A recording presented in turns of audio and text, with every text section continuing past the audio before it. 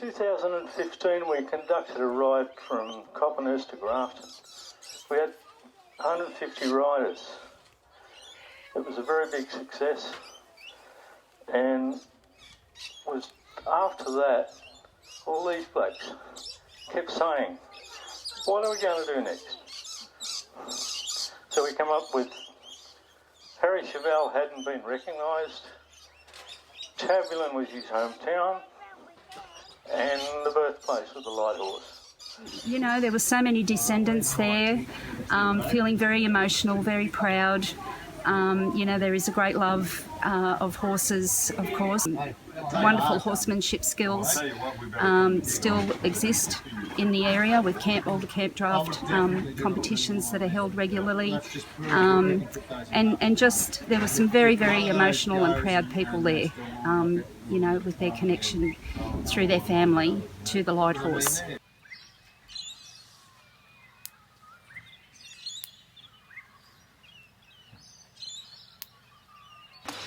I just thought I'd come on the ride with me old man and my brother to probably learn a few things more than anything. Yeah, my great grandfather, he was in the light horse brigade, so yeah, come along. I haven't been on a horse in a while, so it's going to be a pretty tough 3 days, I think. My brother's donated his couple of horses, so yeah, we'll all get on and see how it goes, I suppose. My father was Sydney Lyle Johnson, and he was in the light horse, the 15th light horse, and so we've grown up with all the stories. They went to Singleton for they're in a big camp down there in Singleton, and my father decided to ride a fellow named Jock Manane. Had my father ride his horse, and of course it rolled on him, nearly killed him. And so from then on, even to the time my father died, that man used to ring me every month after my father died to see that I was okay. Yeah, they're really a good family, light horse. My grandfather was in the original battle. Oh well, he was General Chauvel's standard bearer, orderly, and he came from here, Tabulam. He came back. He worked as a stockman. That was his job when he enlisted. Well, I wouldn't call myself a horseman. I can ride a horse. My father was in the light horseman that he came from Sydney. He was a nurse on the, what do you call him, medic he was, my father was, yeah. But I don't know a real lot about him because he never talked about it much. Dad called me his war effort for the Second World War. Used to laugh and say, this is my war, and they'd say, whose kid's this, Dick? And he'd say, that's my war effort.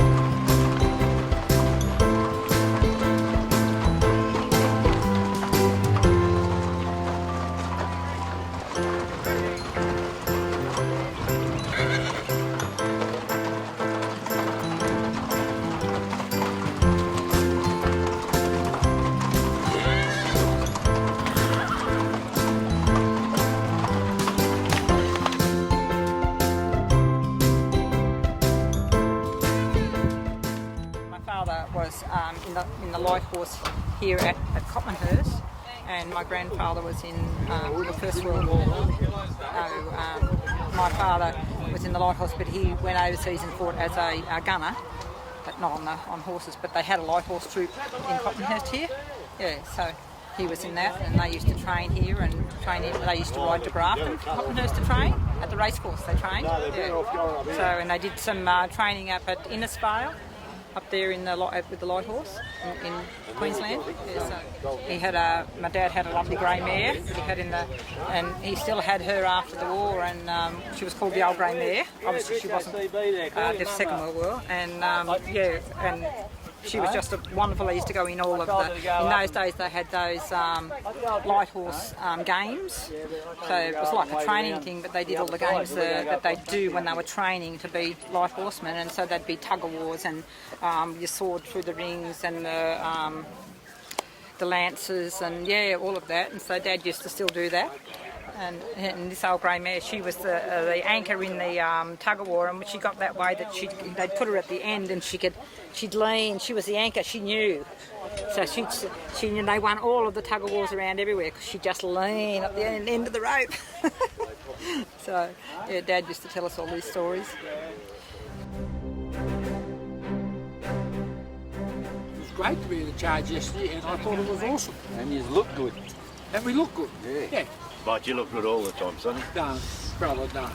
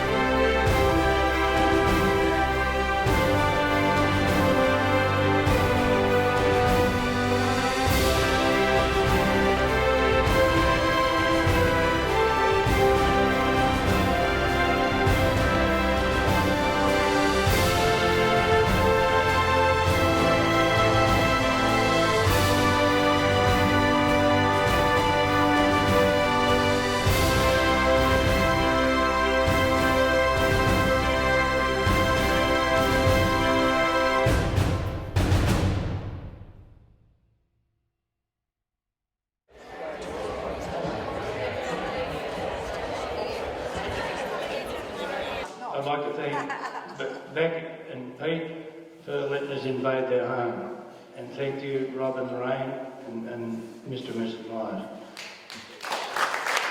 Hands up those of you who have ever been to Laura, right up in far north Queensland. Laura, Cape Peninsula, up there. Okay, wild country, wild cattle, and wild people. Okay? I'm going to share with you my poem. It's one of my very early poems, Bush Justice. I'm going to take you, Laura, young Jimmy, late 30s, early 40s, a wife, she's not too good, 10 kids, a bit of financial difficulty. He's had to go out and do some contract mustering, and he musters the Common, which joins his paddock, and he's got Charlie's brand and Claude's brand and Jack's brand, and he drafts Charlie's cattle out, puts Charlie's brand on them, Claude's brand, Jack's cattle, Jack's brand. He's got a brand of his own, and you know how genuine mistakes get made? Yeah, you're laughing, I can see you've made a few, haven't you? Yes. Bush Justice. Young Jimmy lived out in the scrub, way up north in Queensland. He mustered cattle round the place and then applied a crossbreed. The stock squad wandered through his yard one hot and dusty day, found 20 head of stolen stock, handcuffed him straight away. The small bush district court was packed the day Jimmy came to trial. 40 degrees in the water bag, humidity was vile. His counsel said, Jim's innocent, he's too decent a bloke. Jimmy's mates who watched the trial thought he must have been a joke. Everybody knew that Jim was dealing in warm cattle. The season had been really tough. 10 kids, he had a battle. His missus, she'd been proper sick. Doctor's bills arriving, dead set. Even Brian Petrie had known how hard it was surviving. His other well-known attribute was how he helped his neighbours. A scallywag, but a good bloke too.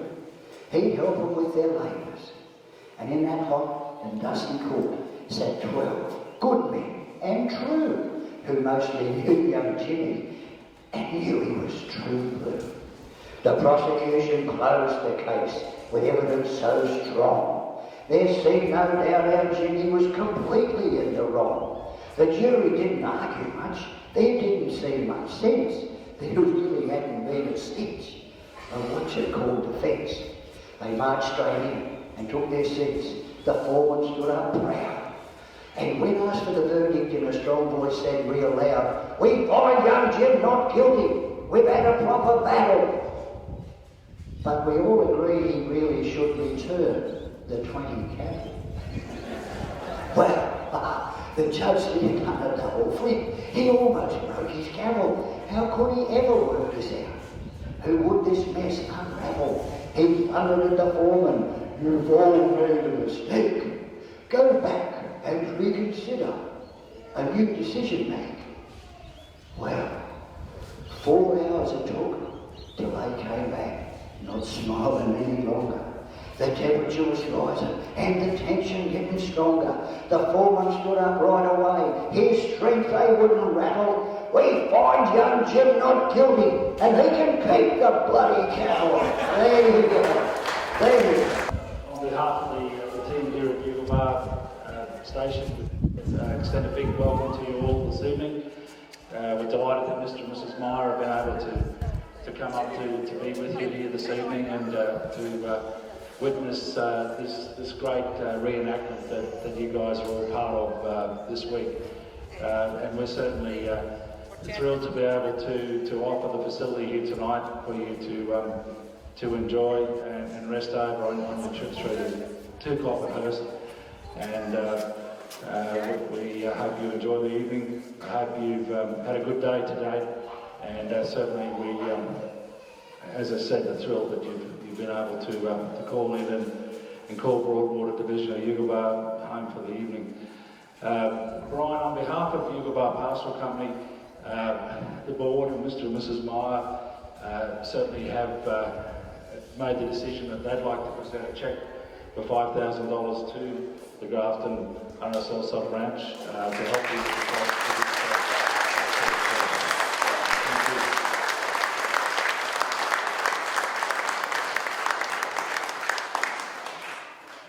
enjoy the rest of the evening here, folks. I think you're going to say a few words to Mr. Meyer, and thanks again for calling Yugobar home for the evening. Cheers. Just on behalf of myself and the RSL and my partner Margaret, present you a small gift.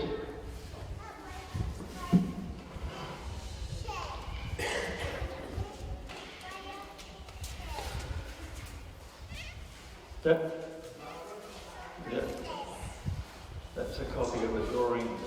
That's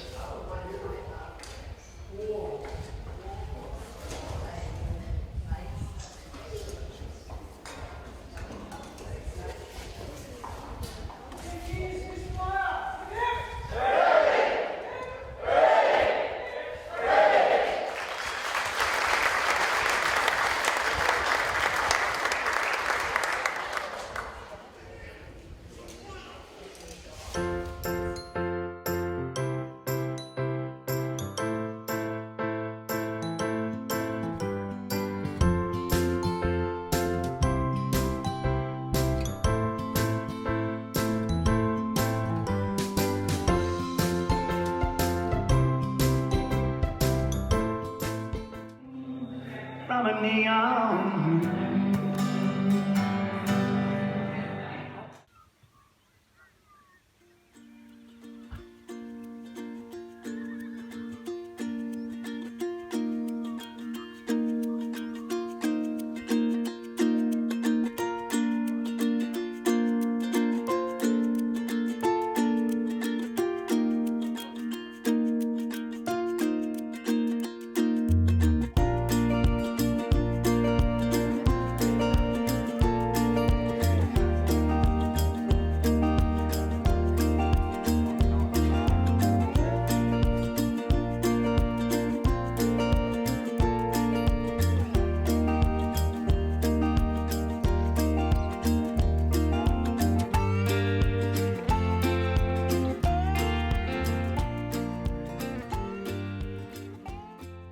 The horses were a bit fresh yesterday morning, so they were playing up a bit, so I thought it better be safe than sorry.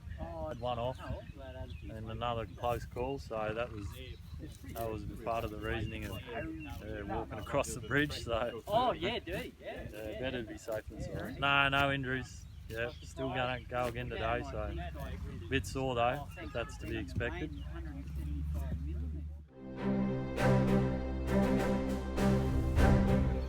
Back from the Grafton sale one day, they're running the Elsie and them down at the Commemorate Hotel, and he told me all about it. So we signed up down there that day, and yeah, I haven't done any of these long rides before, so do plenty of it home mustering, but not for pleasure.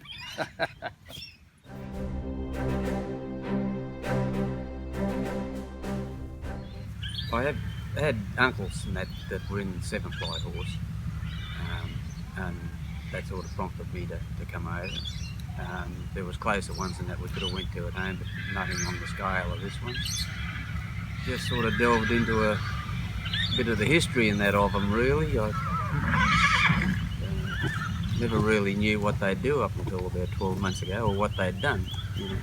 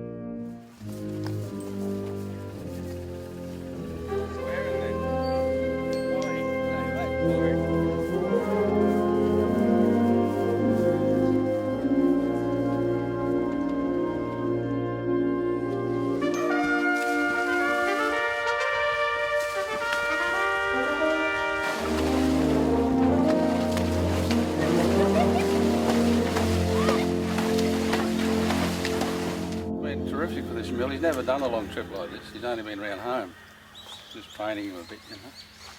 This has been great for him. He'll be a different mule now. He'll be spot on all this stuff. I always think of horses as a sports car and the mule as a utility vehicle. The horses to look flash on and impress your girlfriend by galloping around with a nice saddle on. But the mule, you go home and use the mule to do the work. This is called a military pack saddle. And the military in their wisdom made them to fit any particular size horse or mule. See, they pivot. So if you've got a skinny animal, it wouldn't be that skinny, but if you've got a skinny animal, it'll fit him. Got a fat animal, it'll still fit him. Now, the military were clever in their design of it. This got a stamp on it here made in 1915, so it's 102 years old. It says G. Brown and Sons, makers in Melbourne, and it's got 1915 stamped on it.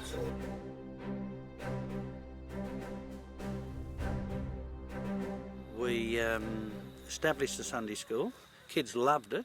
They wanted to come 52 weeks a year. And then out of that grew a youth group with another friend, John Matters.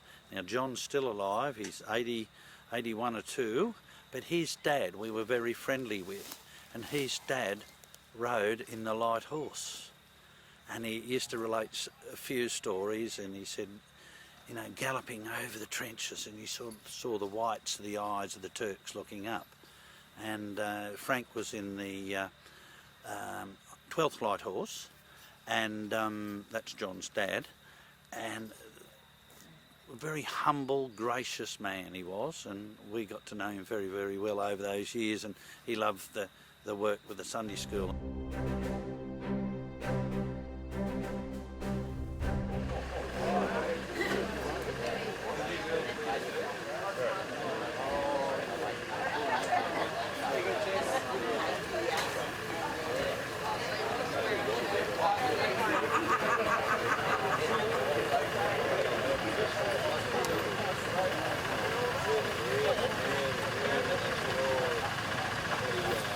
The ride's going very well, yeah. Yeah, sort of on the home stretch. No, there was a few casualties, so yeah. Yeah, my older son, he got turfed the first day. My great-grandfather, he was in the 1st Light Horse Brigade, 2nd Light Horse Regiment. His first battle was actually Gallipoli, and then yeah, sort of he did Egypt. Yeah, he was pretty well there for the whole war. He come home. He was actually on a ship coming home when he heard that the war had ended. He was coming home for a spell, so he was like the day of the charge. They were sent to the left side of Beersheba, so yeah, to allow the charge to happen. A little town called Tabulam. Yeah, they had to take that before the charge could happen.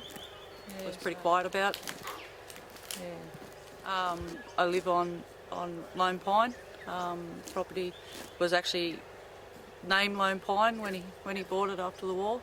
So I suppose that's sort of a special, like it was a very special place to him.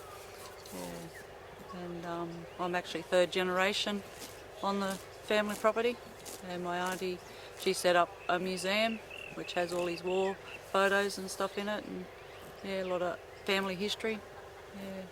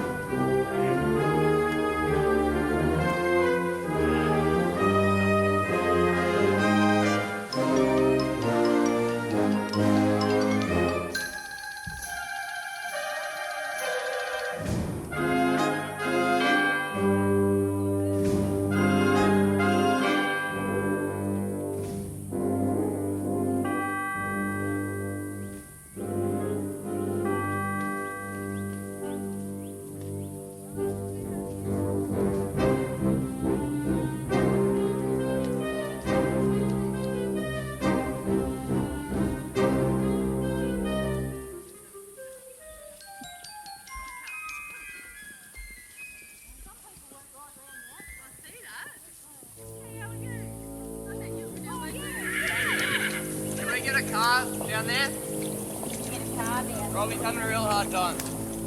We need to drive a car down there. Probably get one of the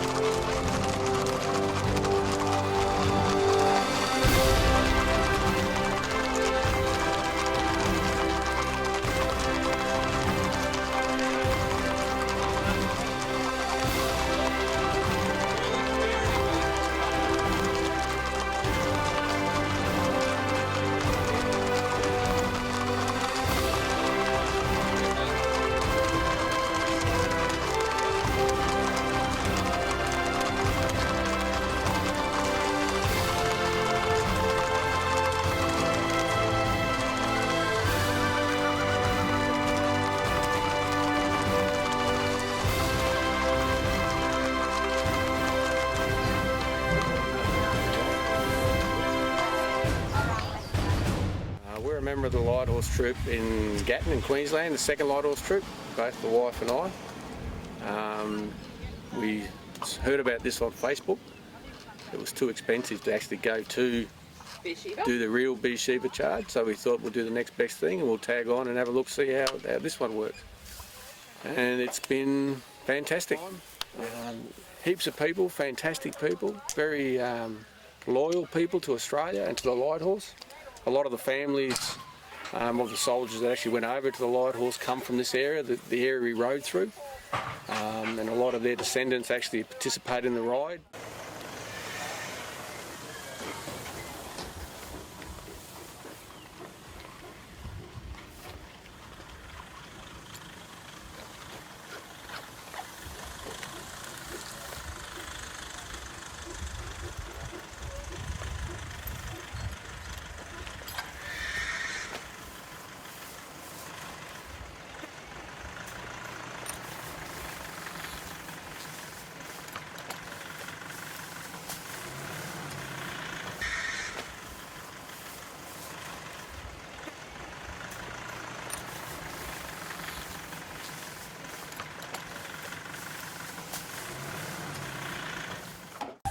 After the 2015 ride, people were talking about what we could do, and I think it was Deborah Novak said something about the Charge of Beersheba being 100 years in 2017, so that's how it all started. And then Brian got on board with it after he had a spell from the last one, got us back into it, and yeah, 18 months ago we got stuck into it and put it together with the help from the rest of the committee. Yeah. Steve and Tammy Elks, Ben and Karen Metcalf and my wife, and up at Tabulam, Jeanette Flanagan and Ross Wilkinson and their team, they done all the legwork up there and put the service together and whatnot up at Tabulam, yeah, on Tuesday evening. Oh, just driving up the road, and I knew the country pretty well, so it wasn't hard just to work out each spot, and it worked out perfect the first 2 days. There was 40 kilometres each day roughly. The camp spots couldn't have been in a better position. Tabulam the first night, and then rode down to Broadwater the first day's ride, Broadwater on Yugelbar, and then Hassans Creek at Gordon Brook, and then here to Coppino.